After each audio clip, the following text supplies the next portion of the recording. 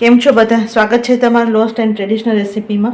તો આજે આપણે બાજરાનો રોટલા બનાવવાના છીએ. હવે જેને હાથેથી ટીપીને બાજરાનો રોટલો બનાવતા ન આવડતું હોય તો એના માટે આ પરફેક્ટ રેસીપી છે. તો આપણે અત્યારે લોટ લીધો છે, બાજરાનો લોટ. તો અત્યારે હું મીઠું કે એવું કશું નથી નાખતી. મારા ઘરે રોટલામાં મીઠું નાખીને ખાવામાં નથી આવતું. જો તમે મીઠું નાખતા હોય તો તમે નાખી શકો. હવે આપણે થોડું પાણી લઈ અને બાજરાનો લોટ આપણે બાંધશું. આખું રેસીપી જોજો, તમને આઈડિયા આવશે કે કેવી રીતે રોટલો હાથેથી થેપા વગર તમે કેવી રીતે બનાવી શકો. અને બાજરાના લોટમાં થોડું પાણી નાખીને જ લોટ બાંધવાનો, એકી સાથે પાણી ન નાખતા.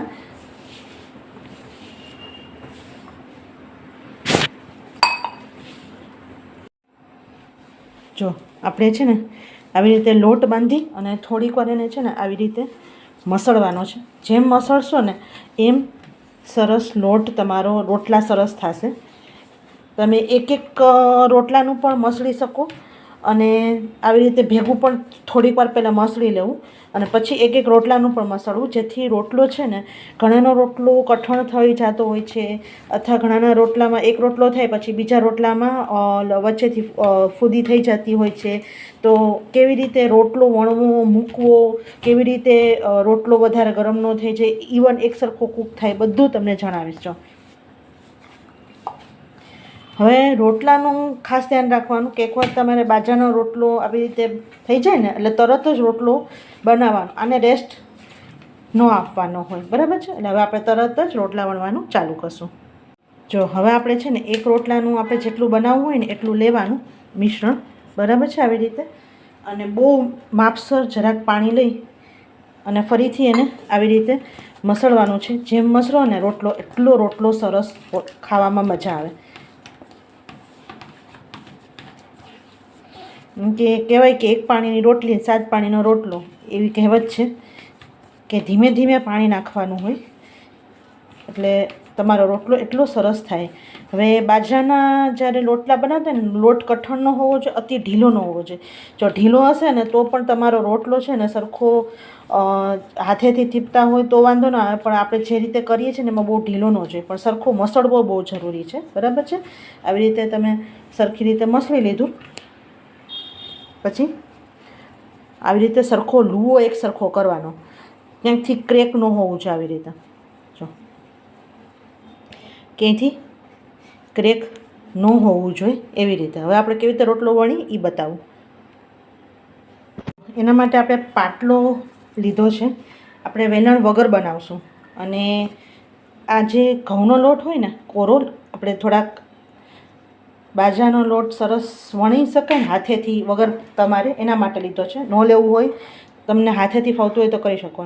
હવે પહેલે આ જે આંગળી હોય ને એનાથી આવી થેપી અને ફેરવતા જવાનું છે.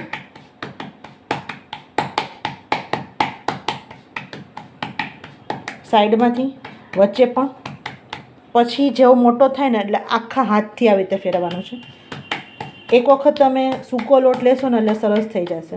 હું બહુ જાડા રોટલા નથી બનાવતી. જો તમે બહુ જાડા રોટલા બનાવતા હોય તો એ પ્રમાણે તમારે કરવાનું. અને જો વગર ક્રેકે કેવો સરસ રોટલો બન્યો. હવે કેવી રીતે એને રોટલાને શેકવું એ પણ એક કળા છે, તમને જણાવું. આપણે તાવડી છે ને તવી ગરમ કરવાનું, કેવી રીતે આમાંથી કાઢવું એ જરૂરી છે. જો આવી રીતે તમે કરશો ને એટલે તમારો રોટલો નીકળી જશે, બરાબર છે? આરામથી. હવે આપણે અહીંયા તવી ગરમ કરવા રાખી દીધી છે. તવી બહુ આકરી ગરમ નહીં કરવાની. ખાસ ધ્યાન રાખવાનું કે જ્યારે તમે રોટલો કરતા હોય ને ત્યારે તવી આકરી ગરમ નહીં કરવાની. આવી રીતે 2 હાથેથી મૂકવાનું અને ઉપર તરત જ આવી રીતે ભીનો પાણીનો હાથ એક અડાડી દેવાનો. પાણી બહુ ન હોવું જોઈએ, ભીનો આવી રીતે બધી જગ્યાએ પાણીનો હાથ અડાડી દેવાનો, બરાબર છે? અને તવી એક વખત તમે જ્યારે રોટલો મૂકતા હોય ને ત્યારે મીડિયમ હીટ રાખવાનો, સ્લો ફ્લેમ રાખવાનો, અને પછી મીડિયમ હીટ ઉપર આપણે રોટલાને કરવાનું છે. ફાસ્ટ ગેસે બિલકુલ નહીં કરવાનું. અત્યારે આપણે જે રોટલી બનાવવા માટે કે પરોઠા ભાખરી બનાવતા એ નોર્મલ આપણે તવી લીધી છે. તમે જે આવે છે તવી સ્પેશિયલ, તમે એ પણ લઈ શકો. તાવડી આવે સ્પેશિયલ આપણે કહીએ, એ પણ લઈ શકો, તેમાં પણ બનાવી શકો. તો હવે આને મીડિયમ હીટમાં એક સાઈડ થવા દેશું. જો આપણે જે રોટલાને ફેરવું નથી, પણ બહુ જરૂરી છે રોટલોને બહુ જ મીડિયમ હીટ ઉપર કરવાનું, સરસ કૂક થાય ને અંદરથી તો જ રોટલો પાકેલો લાગે, ને તો તમને કાચો લાગશે. અને એક સાઈડ થાય અને પછી જ બીજી સાઈડ થોડીક ભાત આવે એક સાઈડ, પછી જ આપણે બીજી સાઈડ ફેરવવાની. બહુ જલ્દી નહીં ફેરવી દેવાનું, ન તો વારંવાર તમે ઉલટ પુલટ રોટલાને કરશો તો તમારો રોટલો કઠણ થઈ જશે. ચવળ ઘણાને થઈ જતો હોય છે, ઘણાનો રોટલો બિલકુલ પોચો, ખાવામાં મીઠો નથી લાગતો, એકદમ કઠણપાણા જેવો થઈ જાય છે. તો હવે જો આપણે એક સાઈડ ફેરવીને જોઈએ. જો એક સાઈડ થોડીક ભાત થાય ને પછી હજી આનાથી થોડીક વધારે ભાત થાય તોય ચાલે. હવે બીજી સાઈડ આપણે મીડિયમ હીટ ઉપર જ થવા દેવાનું છે, અને સરસ બીજી સાઈડ થાય પછી આપણે સરસ બધી સાઈડ કૂક કરશું. જો બીજી સાઈડ થઈ જાય ને એટલે આપણે તમે આવી રીતે પણ બે સાઈડ કૂક કરી શકો, કાં પછી ડાયરેક્ટ તમે ગેસ ઉપર પણ કૂક કરી શકો. એવી રીતે પણ તમે કૂક કરી શકો, યા તમે આવી રીતે પણ કૂક કરી શકો, તમને જેમ તમને ફાવતું હોય. અત્યારે હું તમને એક રોટલો આવી રીતે કૂક કરીને બતાવું છું. એક રોટલો આપણે ગેસ ઉપર ડાયરેક્ટ જે ગેસની જે ફ્લેમ હોય ને એના ઉપર કરીને પણ બતાવીશ. જો એટલો સરસ થાય છે, બે સાઈડ તમે રોટલો કરશો આવી રીતે, જો આવી રીતે પણ તમે કરી શકો બે સાઈડ. જો આ રોટલો એકદમ જોયું કે તમે ફૂલાવા માંડ્યો છે, તો આવો રોટલો તમારે કરવો હોય ને ઘરે તો આ વિડીયો એન્ડ સુધી જોજો. નાની નાની જે ટિપ્સ આપી છે એ ફોલો કરજો, અને તમે તમારો રોટલો પણ આવો સરસ જ ઘરે બનશે. આપણે નીચે જો ફેરવું ને એટલે તરત જ રોટલો સરસ ફૂલાઈ ગયો. જો આપણે રોટલો સરસ થઈ ગયો હશે, આપણે ચેક કરી લઈએ. તમને બતાવું આવી રીતે, જો સરસ રોટલો થઈ ગયો છે. રોટલાને કેવી રીતે રાખવાનું એ પણ જરૂરી છે, તમને એ પણ જણાવું. જો તમારો રોટલો તૈયાર થઈ જાય ને, રોટલાને આવી રીતે થોડીક વાર ઊભું રાખી દેજો પ્લેટફોર્મ ઉપર, કારણ કે તમે સીધું નીચે મૂકો ને એટલે એની વરાળ છે ને રહી જાય, અને રોટલો છે ને નીચેથી સોગી થઈ જાય, ખરાબ થઈ જાય. અને હવે તમને બીજો રોટલો પણ હું નાખીને બતાવીશ કે બીજો રોટલો નાખીને તરત ફૂદડી નહીં થાય, કેવી રીતે ધીમે રીતે ફરીથી તમારે રોટલો મૂકવો. જો આપણે બીજો રોટલો પણ આવી રીતે મૂકી દેવાનો. જો ધીમેથી મૂકો ને એટલે તરત ફૂદડી ન થાય, અને ફરીથી આવી રીતે પાણીનો હાથ તમારે જે આપણે ડ્રિંકિંગ વોટર હોય ને એ લઈ અને ફરીથી કરવાનું. હવે આવી રીતે આપણે જેટલા રોટલા હોય ને બધા સરસ શેકી લેવાના. જો બીજો રોટલો હું તમને ગેસ ઉપર ડાયરેક્ટ ફૂલાવવાનું કહેતી હતી, જે આવી રીતે કરવાનું. આપણે જેમ રોટલી ફૂલાવતા હોય ને એવી રીતે પણ તમે ફૂલાવી શકો, એમાં પણ સરસ ફૂલાય છે રોટલો.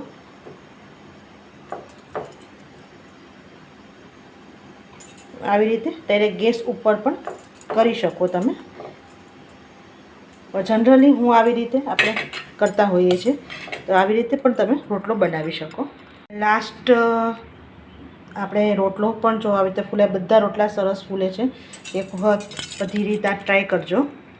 જો બધા રોટલા થઈ જાય ને અને પછી તમે ઠારી લીધા હોય ને એટલે જો નીચેથી પણ કોરો રહે, લાંબા ટાઈમ સુધી બગડે નહીં. અને પછી તમારે ઘી સરસ ચોપડી લેવાનું, ઘી ચોપડવું હોય તો. અને રોટલામાં છે ને ઘી ખાસ ચોપડવું, કારણ કે બાજરાનો લોટ છે ને ડ્રાય હોય છે સ્વભાવે, એટલે તમે રોટલામાં ઘી ન ચોપડો ને તો મજા ન આવે. તો આપણે આવી રીતે બધા રોટલામાં ફરીથી આવી રીતે જો આવી રીતે કરે ને એકદમ ડ્રાય હોય સરસ મજાનું, ઘી ચોપડી લેવાનું. અને સાવ ઠરી જાય ને ત્યાં સુધી આવું કોઈ સ્ટેન્ડમાં રાખવાનું, એટલે નીચેથી કંઈ વરાળ નીકળવી હોય ને તો બધી નીકળી જાય.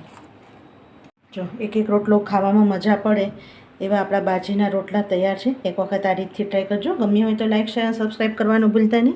સાથે બેલ આઇકન દબાવી ઓલ દબાવી દેજો, જ્યારે આવનારા બધા વિડીયોની નોટિફિકેશન મળતી રહે. અને જો તમે હજી સુધી ચેનલમાં તમે વિઝિટ કરવું હોય, સબસ્ક્રાઈબ ન કરવું હોય તો સાઈડમાં તમારે જ્યાં તમે સબસ્ક્રાઈબનું બટન હોય ને ત્યાં સાઈડમાં તમે હાઇપનું તમે કોમેન્ટનું બટન હોય એમાં સાઈડમાં તમે દબાવશો એટલે સ્લાઇડ આવી રીતે સ્વાઇપ કરશો એટલે હાઇપ મારો વિડીયો હાઇપ થઈ શકે. યાદ જો તમે સુપર ગિફ્ટ આપવા માંગતા હોય એ પણ તમે આપી શકો, તો એ પણ તમે એવી રીતે પણ મને પ્રોત્સાહન આપી શકશો. આવજો.